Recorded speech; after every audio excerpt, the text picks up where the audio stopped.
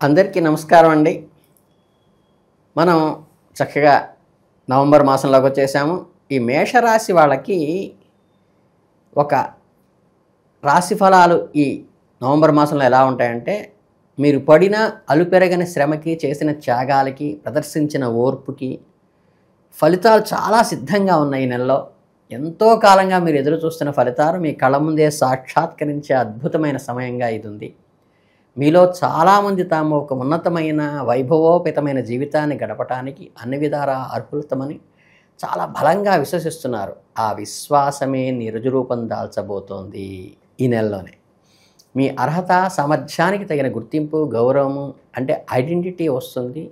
మిమ్మల్ని గుర్తించి, మీ శ్రమని గుర్తించి సానుకూలమైన పరివర్తన స్పష్టంగా కనిపిస్తుంది ఈ నెలలో మీకు. అలాగే మీ పట్టుదల, నైపుణ్యానికి పదును పెట్టవలసిన అవసరం కూడా ఉంది. మీ బడ్జెట్ను అత్యంత చాకచక్యంగా నిర్వహించుకోకుండా కాకుండా సంపద వృద్ధి చేసుకునే మార్గాలు అన్వేషిస్తారు. కేవలం డబ్బు సంపాదించడమే కాకుండా దానికి సరైన పద్ధతిలో ఎలా కాపాడుకోవాలి, ఎలా పెట్టుబడి పెట్టాలి, మనీకి వాల్యూ దేని ద్వారా వస్తుందనేది తెలుసుకుంటారు. ధనార్జనలో మీ వేగం మునిపటి కంటే రెట్టింపు ఉత్సాహంతో ఈ నెలలో ఉంటుంది. అలాగే ఆగిపోయిన పాత బాకీలు ఏమైనా ఉంటే గనక ఈ సమయంలో ఖచ్చితంగా వసూలయ్యే అవకాశం ఈ మేషరాశి వాళ్ళకి ఉంది.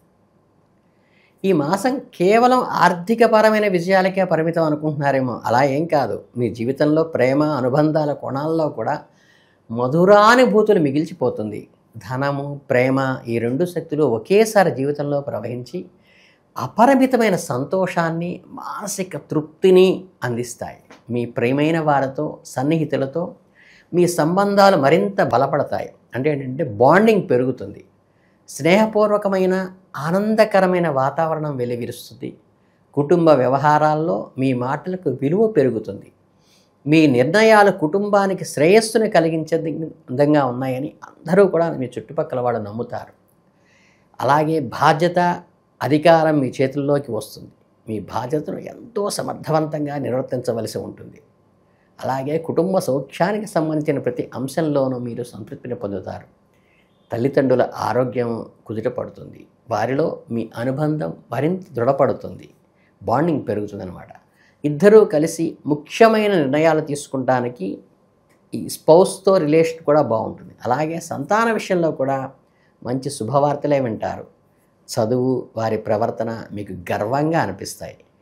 దగ్గర బంధువులతో కూడా సత్సంబంధాలు కొనసాగుతాయి. శుభకార్యాల్లో పాల్గొనే అవకాశం లభిస్తుంది. మొత్తం మీద చాలా సానుకూల వాతావరణంతో కనబడ్డాను. ఒక గాడి ఎక్కడైనా స్పిట్ అవుతుందో అన్న ఒక చిన్న సంకోచం ఒకటే మీలో అసంతృప్తి కలిగించి అనిశ్చిత భావన మీలో కలగవచ్చు. మీరు సాధించిన విజయాలను చూసుకుని మురిసిపోయే అవకాశం ఉంటుంది. కానీ దానితో పాటే ఈర్ష్యతో, అసూయతో చాలామంది మీ మీద నెగిటివ్గా చెప్పడానికి ఈ నెలలో ప్రవర్తించవచ్చు. దాన్ని జాగ్రత్తగా గమనించి మనసు తోలకుండా, మాట తోలకుండా కీలించి వాత పెట్టండి తప్పితే ప్రొవోక్ కావద్దు. అలాగే విజయం తాలూకు ఆనందంలో మునిగిపోయి భవిష్యత్తు పట్ల నిర్లక్ష్యం వహించే పద్ధతి మాత్రం మీరు చెయ్యకండి. అన్నీ సవ్యంగానే జరిగాయి అనే ఆత్మవిశ్వాసం మిమ్మల్ని తప్పుదోవ పట్టించకుండా చూసుకోండి. అంటే ఊహించని సమస్యలు, ప్రమాదాలు తలెత్తడానికి ఆస్కారం ఉంది. మీ పోటీదారులు ఎవరైతే ఉన్నారో వాళ్ళు ఏమరపాటుగా ఉన్నప్పుడే దెబ్బతీయడానికి ప్రయత్నిస్తారు. అంటే మీరు చాలా సంతోషంలో, విశ్వాసంతో, హ్యాపీలో ఉన్నప్పుడు వాళ్ళు ఎలా దెబ్బ కొడదామని చూస్తారు. కాబట్టి దాన్ని గమనించుకోండి. విజయాలను ఆస్వాదిస్తేనే ప్రతి అడుగులోనూ జాగరూకత వ్యవహరించడం అత్యంత ఆవశ్యకరం. మీ పాత పద్ధతులను, పని విధాలను సమీక్షించుకోండి ఒక్కసారి. కొత్త సవాళ్ళను ఎదుర్కోవడానికి ఎల్లప్పుడూ సిద్ధంగా ఉండండి. అది మీ కర్తవ్యాన్ని విస్మరించే స్థాయికి చేరకుండా మీరు కష్టపడి పనిచేయటంలో మంచి పునాదుల మీద నిలబడటానికి మీ సమయస్ఫూర్తి బాగా ఉపయోగపడుతుంది.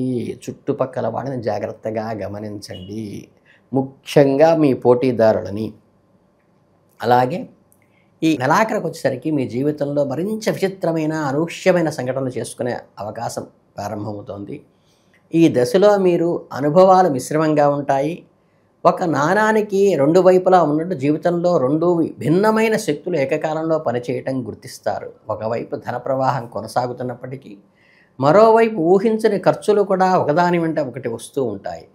డబ్బు చేతికి వస్తున్నా అది నిలవట్లేదే అనే ఆందోళన మిమ్మల్ని వెంటాడే అవకాశం ఉంది. అదే సమయంలో మీ వ్యక్తిగత జీవితంలో కూడా ఇలాంటి ద్వంద్వ అనుభవమే ఎదురవుతుంది. అంటే ఒకవైపు నూతన పరిచయాలు, ప్రణయ సంబంధిత వ్యవహారాలు మిమ్మల్ని ఉత్సాహపరుస్తూ ఉంటే మీలో నూతనోత్సాహం నిండి జీవితం పట్ల ఆసక్తి పెరుగుతూ ఉంటుంది. కానీ మరోవైపు ఈ బంధాల వల్ల కలిగే మానసిక ఒత్తిడి, అభద్రత మీ అశాంతిని కలిగిస్తాయి.